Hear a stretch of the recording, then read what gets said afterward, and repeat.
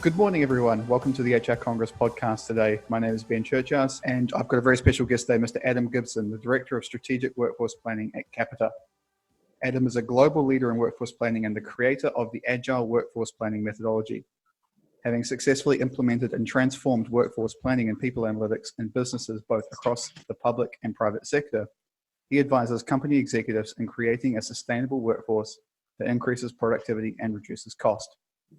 He's currently the Group Director of Strategic Workforce Planning at Capita, a multinational company of 70,000 staff, and is at the forefront of efforts to simplify and strengthen the business in addition to leading their advisory capability on workforce planning.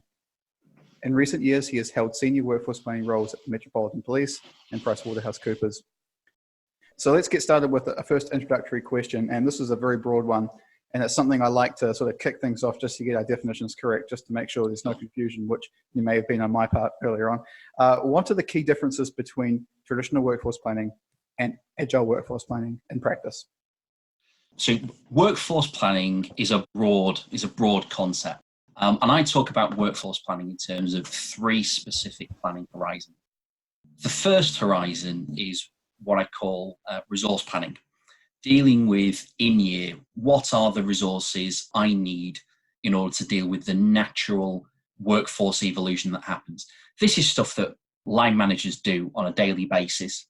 You know, this is what typically results in rota planning, schedules. In bigger organizations, you're going to have those form things, and you may have specific people who the focus of what they do is resource planning, particularly in process-heavy areas, contact centers. But that's sort of horizon one. Horizon two is operational workforce planning, and that is looking at what an organization needs in the next financial year in order to achieve its business objectives. Typically, that's run by finance in a lot of organizations. Both of those are simple evolutions of this concept around headcount planning. And headcount planning is simply, if we take an input and we push it through some controls and resources, we can achieve an output. And so simple calculations, algorithms that you'll be using in this is, in order to increase output, we need to increase input and resources. In order to reduce resources, we need to increase controls. And in order to maintain output, then we'd want to recruit to replace that turnover. So that's simply what it is. That third horizon is the evolution from those headcount planning horizons, which was around strategic workforce planning. Now, this takes a distinct step in saying it isn't about simply understanding what you do now and trying to maintain doing that. It's about understanding the direction that the organization is going strategically and tying that into the workforce decisions that you make. So strategic workforce planning has been around for a number of years. Various models are available, but all of them fall into what I call a 4-stage process, which is around understanding the strategy and developing the long-term plans, around data collection, segmenting the workforce, conducting an environmental scan, understanding your supply and demand, conducting your data analysis, so gap analysis, understanding your current and future needs, and identifying your headcount gaps. And then the final bit is around action planning. Those initiatives that you're going to use to close the gap in the workforce. That's the theory behind it. The problem that's happened over a number of years is it's largely followed a consultancy approach, and it's what I call the 5 Ds. A consultant will come in and they will digest the workforce strategy. They will deliver a workforce plan. They will depart and move on to their next engagement. And then that organization will be disrupted in some way, and the plan is disregarded because the plan no longer works. And there's a number of different ways in which the organization can be disrupted. The obvious ones that people will go to and say, well, we could have some sort of a wider market disruption, financial crisis of 2008, for example, Black Swan events. We could have big industry changes like Ubers and Airbnbs that fundamentally transform a particular industry around taxi cabs and hoteling. But actually the disruption tends to fall, is more likely to fall within 2 distinct areas. That's of strategy, because there is a disconnect. There's either a disconnect between the business strategy and the workforce strategy, and the way in which work is done, or that strategy is simply fragmented. Strategy will be written down one day, and when a consultant comes in a year later and talks to different stakeholders, they'll all have a different interpretation of that strategy depending on their business area and based on their functional role. And then there's the capacity issue, in that you may be subject to wider megatrends that impact on capacity, but equally there might be specific initiatives that are planned where someone has not understood the complex culture and behavioral issues within an organization that prevent that dependency from taking place. And having tried to implement workforce planning on that basis, I realized exactly what the challenge was. So I've developed something that's new. So traditional workforce planning, the end state of workforce planning is the plan. I take a different approach. The end state of agile workforce planning is the workforce. It is delivering the workforce that the organization needs now, next year, and into the future. Something that accepts the reality of a fragmented and disjointed business strategy. Something that is flexible to internal disruption, external disruption. Something that's applicable across all three horizons of workforce planning: resource planning, operational, strategic. And something that is iterative, so that you are able to start planning based on limited data sets. And finally, something that would really leverage the magic of people analytics. In traditional strategic workforce planning, people analytics has been used simply to do the initial modeling, and that's the end point. With agile workforce planning, of course we use it there, but equally we have a final part which is all focused around delivery, and within that you use people analytics to make immediate interventions that can make a difference into the workforce, changes the baseline of the workforce on that basis, and then becomes your new baseline to reiterate and create and readjust those plans.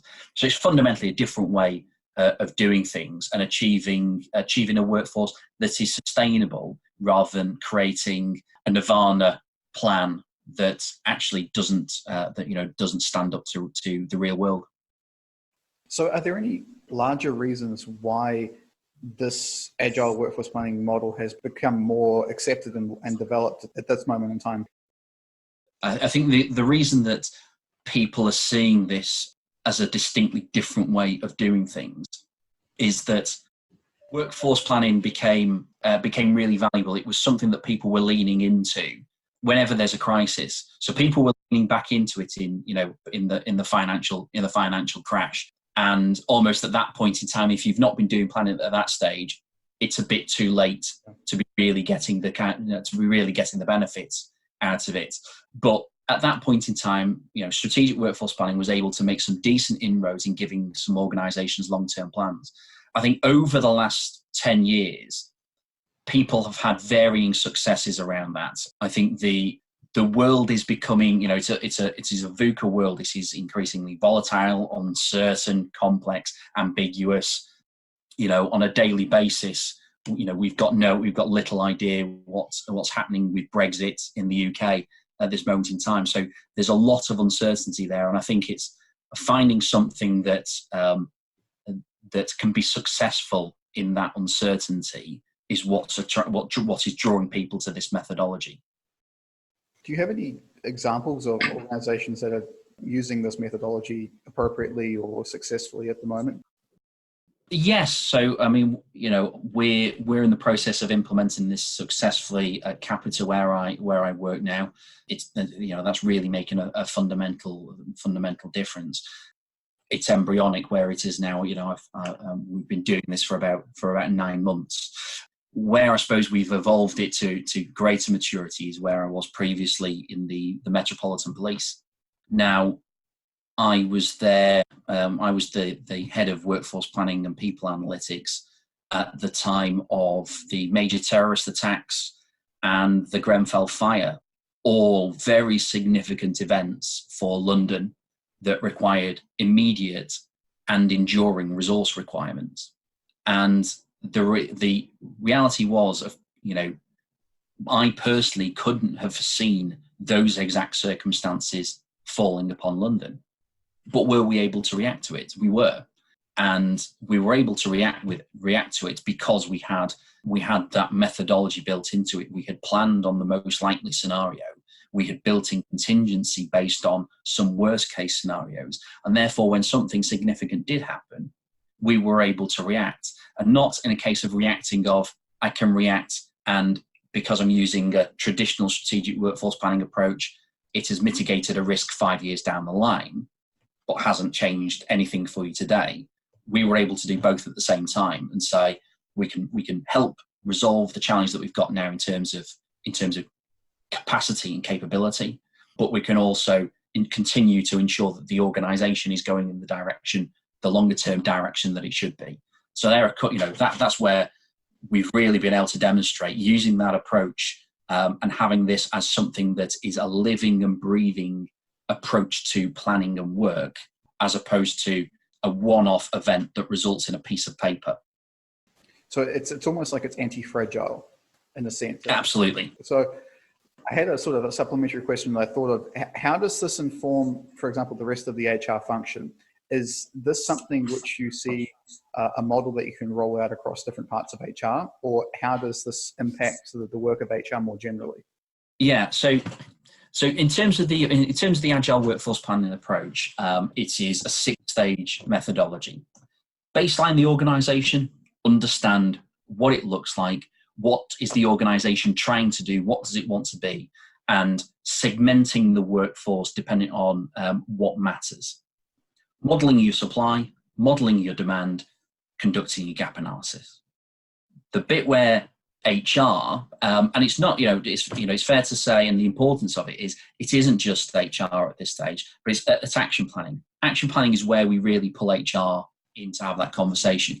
But equally, this is about engaging with your operational leads. It's around engaging with your commercial and finance function. It's around engaging with estates.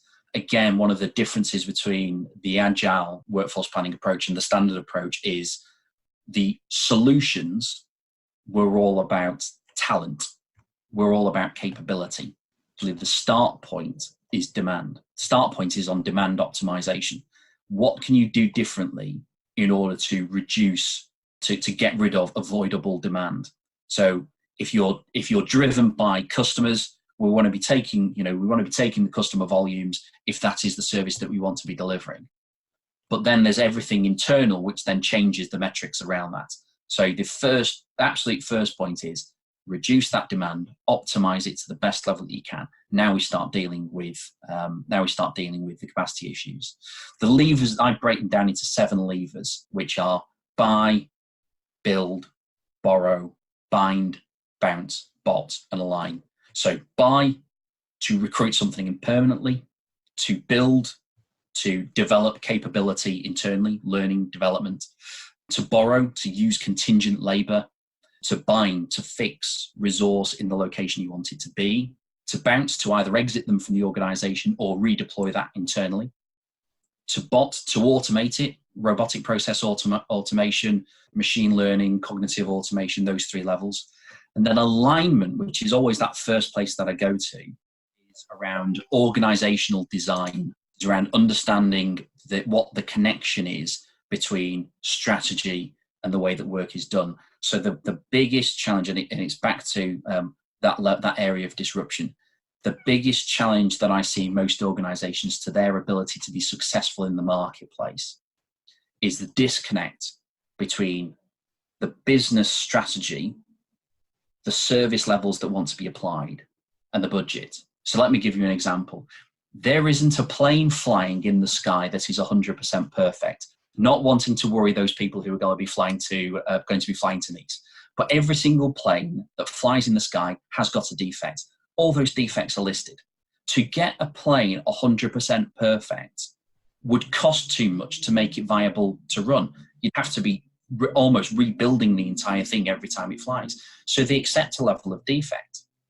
There are other businesses that do exactly the same thing, but you end up with operational people within the business who are perfectionists, and they say, well, we want to be achieving 100% data accuracy, with a business that knows that 99.5% is absolutely good enough, and that last 0.5% will probably take double the amount of resource to get there. That disconnect means that, the budget isn't aligned to it, everyone's frustrated, and things don't get delivered. So that managing that connection between what is it that the organization wants to do and how does that align into the way that work is done is the fundamental step in making things work. But in doing that, you engage with the business, you engage with the HR centers of expertise, but equally that's where you're talking to finance, to estates about consolidating their infrastructure. There are lots that you talk to IT about different technologies that can improve the way in which you do work. So that's where you absolutely lean in and collaborate as widely as possible, come up with the solutions that will bridge your gap, and then you go into delivering, monitoring, execution, evaluation.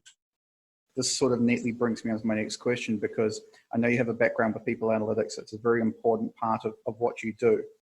Analytics has definitely moved from being a sort of separate HR specific function into being much more of an integrated business function.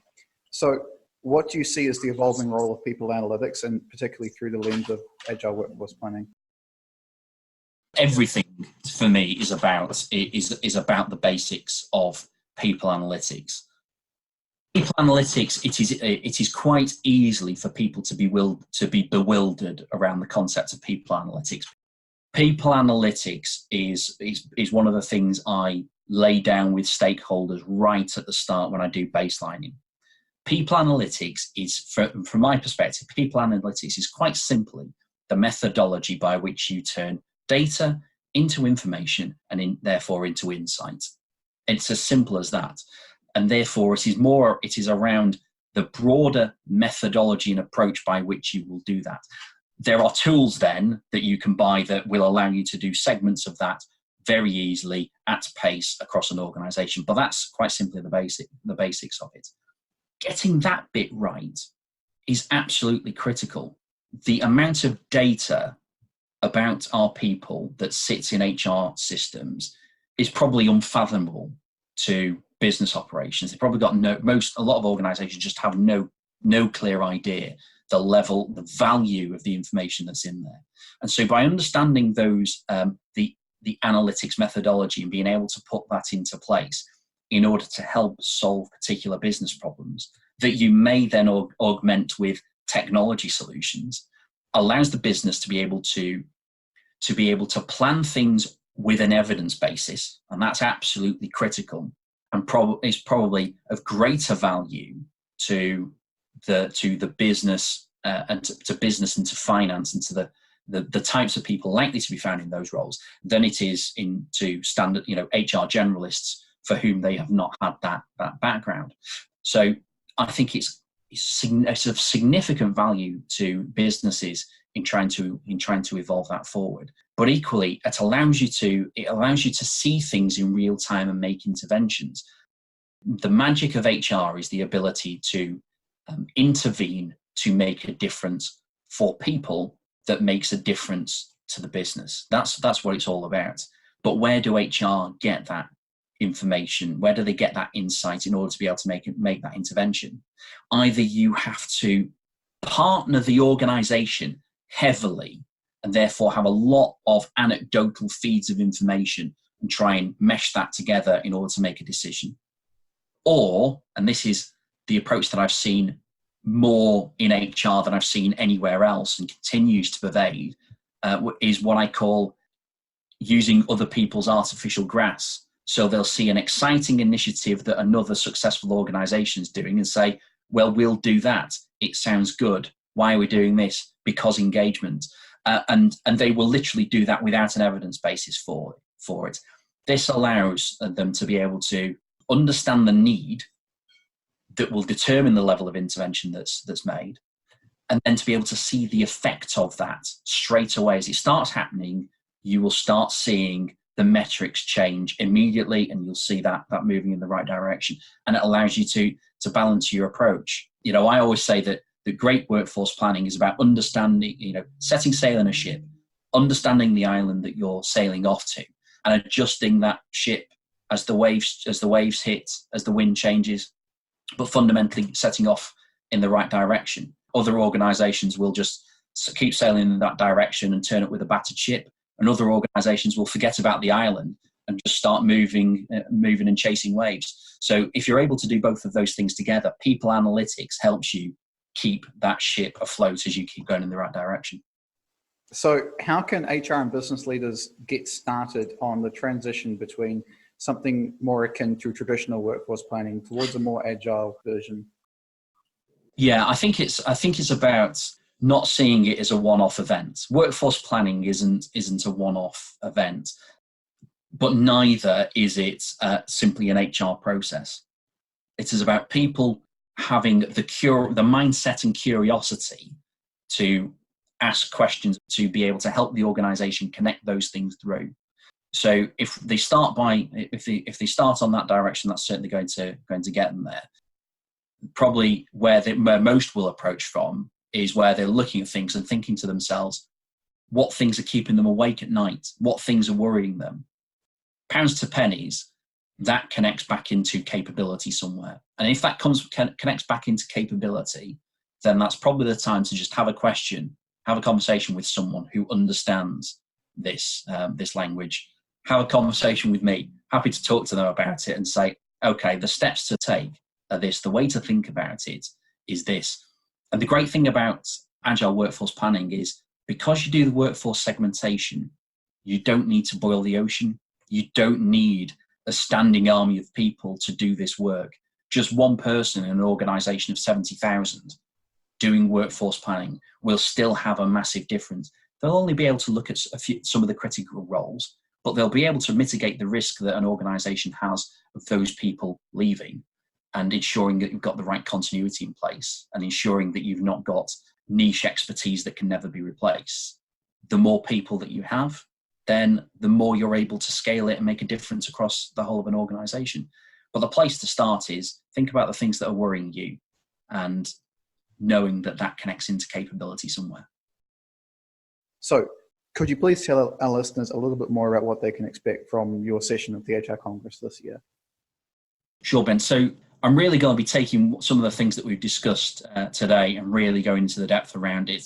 So the session's around revolutionizing workforce planning to achieve your business goals. The starting point of this is it is around business. It is around ensuring a business is able to achieve its goals and its objectives and keep moving towards its vision. So the session is going to be around recognizing workforce planning as a valuable strategic planning tool that will deliver return on investment rather than just as an auxiliary HR process or initiative.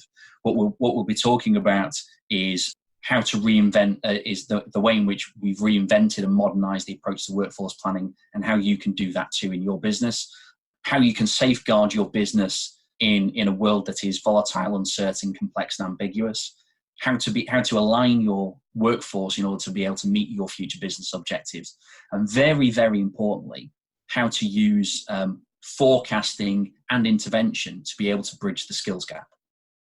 Okay, great. And is there any way that people can get in touch with you if they want to reach out for any questions or comments? Yeah, I'm on Twitter at Adam Gibson Tweets. I'm on LinkedIn, Adam C. Gibson, and on email, adam.gibson@capita.co.uk.